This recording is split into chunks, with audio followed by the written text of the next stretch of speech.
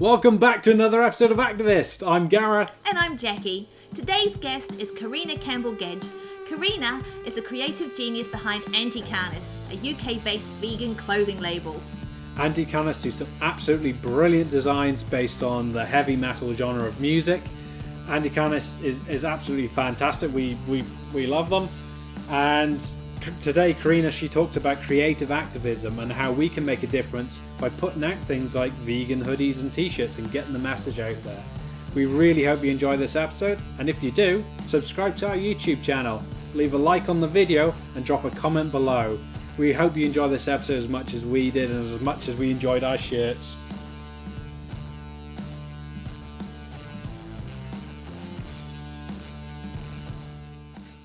So thank you so much for joining us today, Carina, from the UK.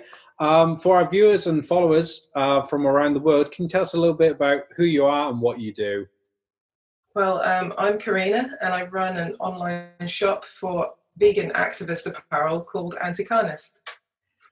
Awesome. I know we've been admirers for yours, for a long time now. So it was wonderful to get you on the series. And one of the things that we love about recording the episodes for this series is hearing everybody's backstories. Before now, we've met activists who are descended from a long line of butchers or even slaughterhouse workers. We've had ex-farmers and hunters as well. In your case, prior to starting Anticarnist, you previously worked as a graphic designer for a carvery of all places, creating menus and billboards intended to make meat look delicious. Can you tell us a little about those days and what it was like, doing that job, and also what it was that led you to become vegan? Well, it was around 6 years ago now, and I'd been in my graphic design job for 3 years. So I was working in head office above the restaurant. And I've always wanted to do illustration or graphic design, so I thought I had it made, and I was quite comfortable. But I was always obsessed with animals, and I always loved documentaries, so it's probably inevitable that I would eventually see all the vegan documentaries. Like, what was coming out at the time, it was The Ghosts in Our Machine, Blackfish, Speciesism, it's hard to say that word, the movie. And I ended up watching every single one that came out. So I was exposed to all these new ways of looking at things and what I'd been told my entire life. And I also had friends that went vegan, and I was like, is this possible? And you don't die? I thought they'd die of malnutrition or something. So it was just exposing myself to information. And eventually my job just got harder and harder to do because I thought, what I was being asked to Photoshop a roast turkey to look delicious. And it became just more and more impossible for me to do that. I started the Anticarnist blog to share what I had learned. Oh, wow. It's I can understand from doing a bit of work with like food photography, it can be very, very close up and sort of intense with the food. And I can't imagine trying to do it now and trying to make it look tasty. I'd be trying to paint the legs back on it to try and show them something. Paint the feathers back on. But tragic. But it's awesome how Anticanist started out as a blog, and I understand you did that. Like many of us, when you start out, there's a lot of anger, a lot of distress that we want to vent. Some of us do it in more productive ways than others, and I understand writing was your way of getting it out. How do you feel that helped you get through it? Oh, writing it all down helped a lot. It got to the point where I felt like I was bugging my friends a bit much, but I even put it on my own Facebook. So I made my own Facebook page called Anticarnist. And I thought, if people want to know, all the information's there and they can come to me. And I just thought, since I'd kept a diary my entire life, I felt that was something I was good at, because I feel like I'm really good at talking about how I feel, and it had a lot to do with that. Well, your blogs are absolutely excellent, and they're really informative for both vegans and non-vegans, and we can find all those on your website, which of course we will link to. But you describe Anticarnist as activist apparel for metalheads, and indeed your clothing, as we can see with what you're wearing, is a metal-loving activist's dream. It's awesome. Did you ever imagine that one day you'd have your own clothing label, let alone such a unique one? Not in a million years. No.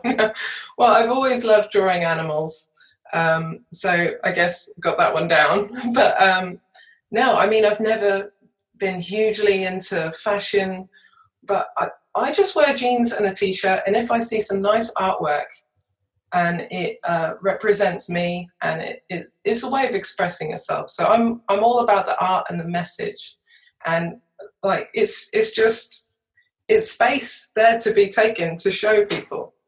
And again, like the blogs, it's something that people don't have to engage in. They can just take it in and keep to themselves, or it's a conversation starter. And that way it's not pushy, it's not in your face, but it's there if you want to discuss it. I think it's a perfect method of activism.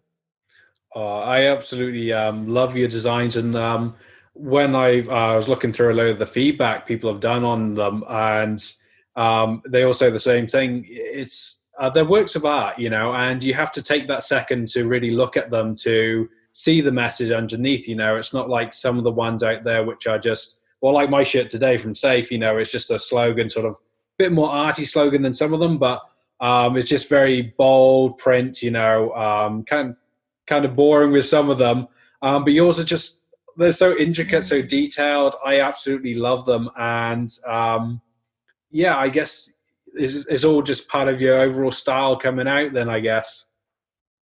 Yeah, like you say, it's hard to explain, but I aim for the designs to be in your face and subtle at the same time in equal measure. I don't know if that makes sense, but that's exactly what I aim for. And you can take from it whatever you want. Some people are offended, some people are touched, all by the same design. It's strange. But there's definitely, I want there to be a discussion. That's wonderful, because a big thing that comes through this doing this series is always about starting discussions, and yes, discussions that really help to plant those seeds in people's minds. And you're doing an absolutely brilliant job, because I really we'll have the link in this. I really encourage people to go check them out, because, well, as we were saying before the show started, I've still got the shopping list like full of the designs that I want. I think we kind of call it the thinking vegans apparel. It's you've got to, it's awesome. It's metal. It's like you say, it's in your face, but at the same time, it's like, oh, what does that say? That's a cool, animal head or whatever. But what does it say underneath that? So it's really cool. We should probably say, actually, the name in itself, Anticarnist, sounds cool if you're a metalhead vegan or whatever. But it does have a meaning, and I didn't realize until recently that even a lot of vegans don't really understand where the term carnist comes from, let alone anti-carnist. So where did you get the name Anticarnist from? That's a very good question. I mentioned at the start my time of awakening was watching all these documentaries. I also read a lot of books, and one of those was from Dr. Melanie Joy, and she coins the words carnism, because it's, instead of, veganism is a term we use because it's the outlier, but what we should be doing is calling non-veganism carnism, because that is the real philosophy that's going on here. That is the one that's more like a religion, where you sacrifice animals, follow this belief system that's not set in facts. We don't need meat to survive. So I just thought my position is a non-carnist, an anti-carnist, rather than a vegan.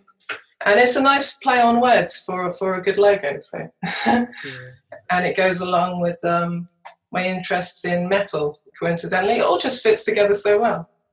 Oh yeah, it is a brilliant title. I absolutely love it. And I always find it so ironic when people say, veganism is a cult, and as you say, it's more culty to be sacrificing things and eating animals. Yeah. So I absolutely love that. So when you come up with these brilliant designs, is there anywhere in particular that you draw your inspiration from?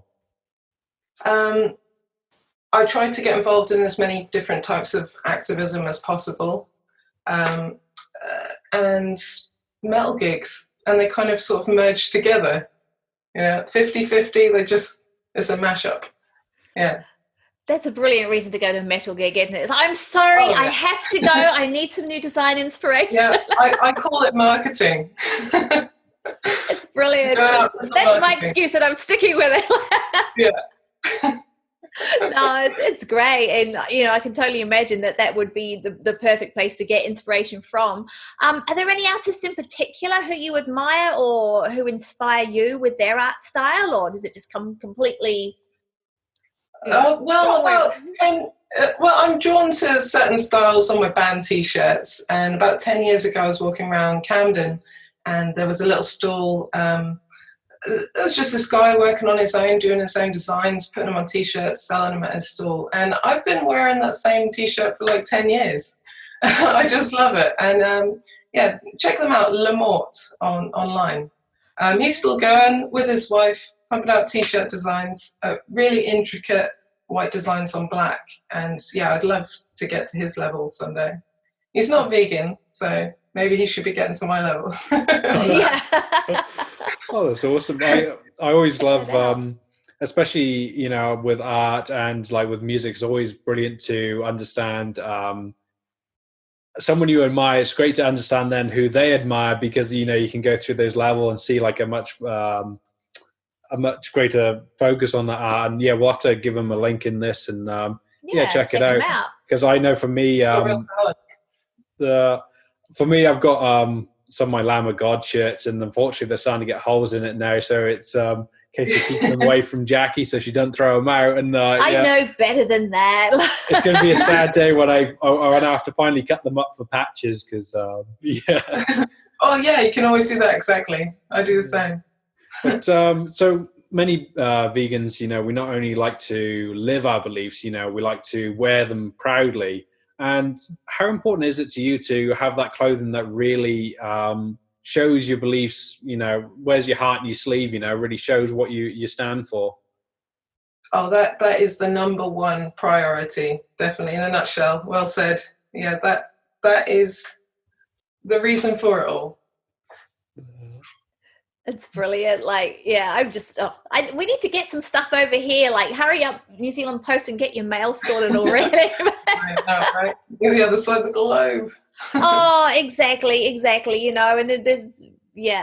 that's one of the reasons why we wanted to feature you on our series, because, you are so unique, and there are going to be so many people that would just be chomping at the bit to find out more about your gear. And, certainly for us, particularly, being where we are, when you look to find this kind of clothing, it can be really frustrating also not just trying to find a producer at all of vegan clothing, but who manufactures a product with the same ethics as what you're trying to promote. And we know this is something that you yourself feel strongly about. So could you tell us a bit about the process in sourcing materials and production methods for Anticarnist gear?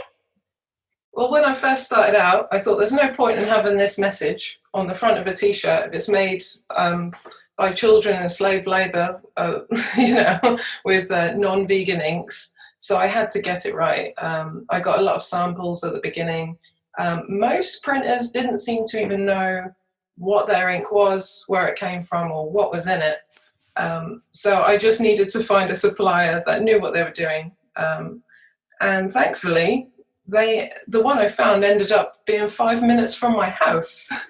And he was the one who was able to tell me that it was non-toxic and that it was cruelty-free, not tested on animals. And they were able to source me earth-positive, carbon-neutral clothing, organic cotton without exploiting the workers that pick the cotton, without exploiting the workers that dye it. So you have to bear all these things in mind, otherwise the message that you print on it is lost. Yeah. Absolutely. Yeah, like all too often you see these third party like shirt merchandisers who are just pumping out shirts because that's what's selling right now. And yeah, there's don't put in that level of that care, you know, and it's lovely to wear something that, you know, is been made with care, is cared for, and we can show our caring. Yeah, and at the same time, it ensures the actual item lasts longer if it's made with care. So hopefully people will be wearing my t-shirts in 10 years' time as well. Yeah, well, I certainly hope to. So we love how you're not only promoting animal rights through your brand, but also changing the perceptions and the perception, the stereotype of who vegans are and what they can be. You know, we're not all hippy dippy, you know, sitting in the field with a bunch of posies. How important is it that we break these stereotypes? Oh, extremely. When I went to my very first Veg Fest in London, I thought, right, I'm going to get a t-shirt. And I looked around and I thought none of these would suit me. They're like cutesy, pink, hippie-ish. And I just thought that's fine. There are those people, but that didn't represent me. And I didn't want people to think that because I'd gone vegan, I'd like turned into another person either. So I thought, well, I'll make my own. And vegans aren't all just one type of person. We're everyone. We can be anyone. Absolutely. We were talking with someone in a recent interview about the whole thing of, I feel it happens a lot with the vegan movement of someone tries to cater for vegans, and so it's always like the healthy option, you know, it's just the plain salad, you know, it's like sometimes we want something that's exciting, we want something that's different, you know, and so even when it comes to clothing, you want that spicy vegan meatball, you know. Exactly, yeah. We want what everyone else does, and we're all different. So true. But the metal scene is, you know, is often one that's perceived from the outside as, you know, maybe unfeeling, kind of brutal. You know, we're sort of, meatheads, like I've known it as when I was younger, you know. But in reality, like I know for myself, there's a lot of compassion, camaraderie within the scene. You know, you just got to delve beneath that surface. How do you feel metal sort of complements veganism? Well, like you say, when you're in the mosh pit, it looks all brutal and violent and everything, but everyone's just having a great time. And if someone falls down, everyone helps them up. It's just the best people I know are metalheads, you know. And it goes with veganism because it's like a rebellion against the norm. People think outside the box. They're not just fed what the mainstream tell them to like. And they're not just going along with what everyone else is doing. And there's a lot of community in that. Yeah, we couldn't agree more. Like we say that, you know, for us, we feel that veganism is an awesome form of anarchy. You know, and in rebellion in today's times, you know, it's that refusal to conform and just not blindly believe or go along with whatever we're told. You know, it's not just different to be vegan; it's badass to be vegan. So, exactly. For yourself as a vegan who attends a lot of metal festivals, you know, how have you seen the options changed for you as a vegan over the years? You know, when you're looking around, you're getting that inspiration. Or whether it comes to clothing or, you know, anything at all. The food yeah. Yeah. Well, when I went to one of my first download festivals, we camped with a vegetarian, and I didn't see him eat anything. I think he was picking at some carrot sticks, and I thought, I'm glad I'm not vegetarian. You can't get any food around here. And that kind of put me off for a bit. But nowadays, going to Download Festival or Bloodstock, I can't even eat all the food if I tried, and I do try. I try to get to every stall. There's like all the different burgers and churros and baguettes and burritos, and I want all of it now, and it's impossible. There's too much. That is absolutely brilliant. Yeah, it's awesome to hear. I can't wait to one day get back to the UK as long as all this crazy pandemic stuff is over. But yeah, Bloodstock and Download are very high on my list. So we've got to try. It's another thing New Zealand is sorely lacking. Oh, maybe start one. Well, we can start too. Don't give him ideas. Coming soon to Vegan FTA. I'll come. Oh, awesome. Yeah, well, you can bring the merch. Definitely. I'll do the merch stand. But speaking of merch and stuff and festivals, the one thing that I absolutely adore that you do is, I think it's every year, is your festival shirt. And the way that you have all these different band names and you sort of veganize them on the back, like Foo Fighters becomes Tofu Fighters, Plant Terror, was it Black Salad? I like that. It must be so much fun coming up with those. Like, can you tell us a little bit about the process when you're doing those shirts? Oh, sure. That was a lot of fun. There was a big sense of community as we all pulled together to make something great.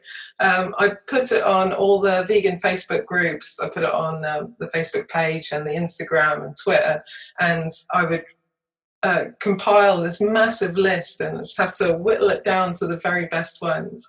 And when I got the best ones, I put them all on the website with crediting the person's name that came up with each one, and everyone just felt like they helped make it happen at the end. It was a lot of fun.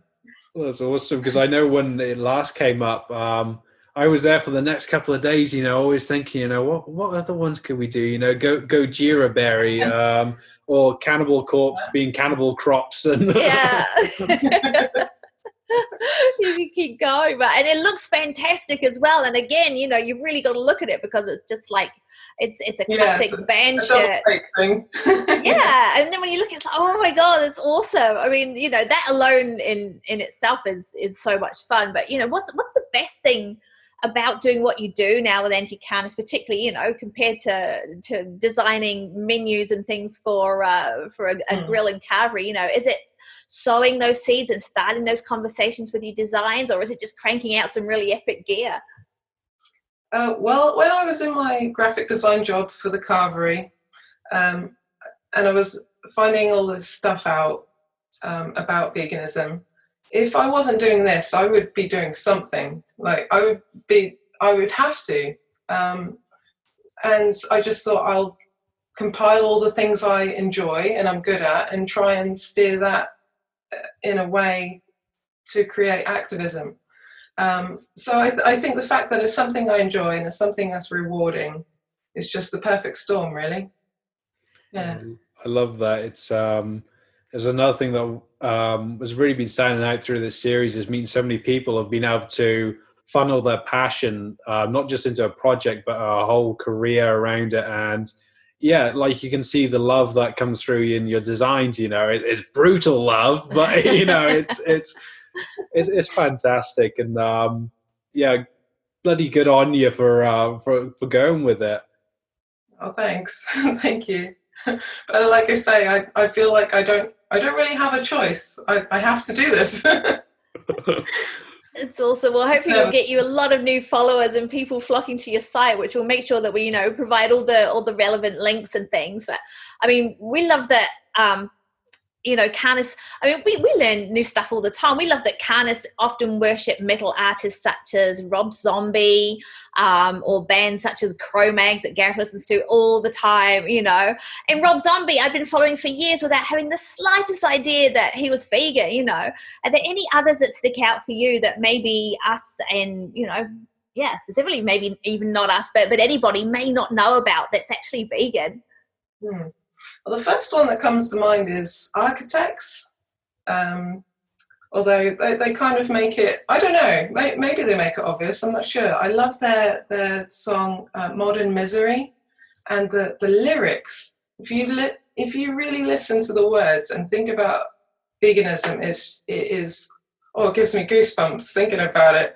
Whenever a vegan artist comes on at a gig or on Spotify at a party, I'll just go to my friends, he's vegan. And they'll go, oh, really? I have to know. Some of us are pretty cool. Oh, that's awesome. Definitely. It's one thing I wish came up more in like the interviews. Like there's sites like Metal Injection and Loudwire who quite often do their interviews with people, and I always love hearing that. Like I really like Lamb of God, and I know Phil Campbell, the bass player, and Chris Adler, they're vegetarian, but then I want someone to do a more in-depth interview with them, you know, to find out, are you actually vegan? You know, I think there might be a few more out there, but I'd like to know. Yeah. Yeah, it's just well, there's even bands like Cattle Decapitation, you know, like the least vegan name possible. Yeah. That's an obvious one, yeah. Yeah, exactly. Hidden depth. But yeah, I got to ask, who are your top 3 bands right now? Because I won't ask top 3 bands of all time, because I know whenever anyone asks me that, I always 5 minutes down the track, I'm like, oh, I should have said such and such. So who are the top 3 right now? Right now, I have to say Tool. I saw them live last year. Best gig ever. Blown away. I don't know if anything can top that. But I am also really obsessed with Truck Fighters, which is a desert stoner rock band. You know Truck Fighters? Yeah, well, I was cooking dinner just before listening to them. Oh, I love them so much. I think I've seen them live about 6 times, and that was in 3 years. And another stoner rock bands from, I think they're from London actually, called Elephant Tree. Oh, So really? check them out if you like Truck Fighters. Yeah, I'll definitely have to give them a check out, because and for the listeners out there, if you do want to check out Truck Fighters, my top pick for album is Gravity X from them. I love that one. Yes. Oh, that made my day. Like hardly anyone's heard of them. If you're into stoner rock, you know Truck Fighters because they're the kings. But everyone else just, they're not exactly in the charts. Yeah. Well, another couple I'd probably check out there as well is one I quite like is Karma to Burn. They're pretty groovy, a lot of instrumental stuff, and I'll check them out. Well, my all-time favorite band there, I think they're classified as post-punk, is the Jesus Lizards. Like their album, their album Goat is like epic. I know what I'm doing today then. Well, the one that told us about Truck Fighters is actually Simon, who he's coming up in the series. One of our other speakers, Simon Lyons. Vegan chef, is amazing. Yeah, well, he's brilliant. He's a musician as well. But whilst doing this series, we've been back and forth. You know, oh, bro, have you checked out this band yet? Oh, what about this one? So good taste. Nice. It's very cool, and we're going to have to tell him about your gear as well. He probably knows Simon. He probably knows, but as if we couldn't love what you do anymore, you also donate 10% of your profits to an animal sanctuary of your choice each year. One that you've actually been to and visited in person. Are there any sanctuaries or organizations in particular that you would like to give a shout out to and get our followers to support and get behind? Oh, well, I have to do a shout out for my local sanctuary, Hillside.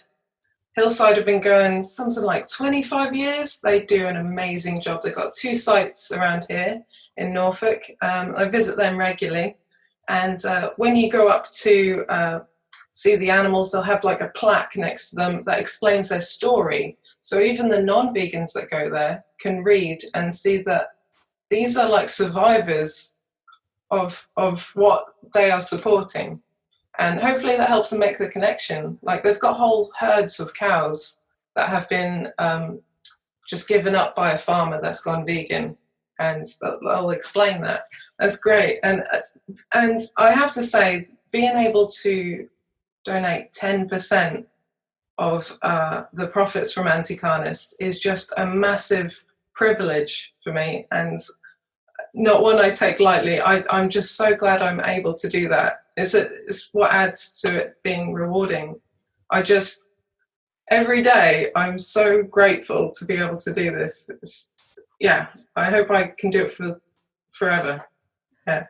That is so wonderful, because you're your designs, your shirts and themselves and your hoodies and everything, that's activism in one form, but then also, given to charities and sanctuaries like this is another form. So it's a double whammy, and thank you so much for all you do in that. Not only are you doing what you love, you're helping others. Thank you.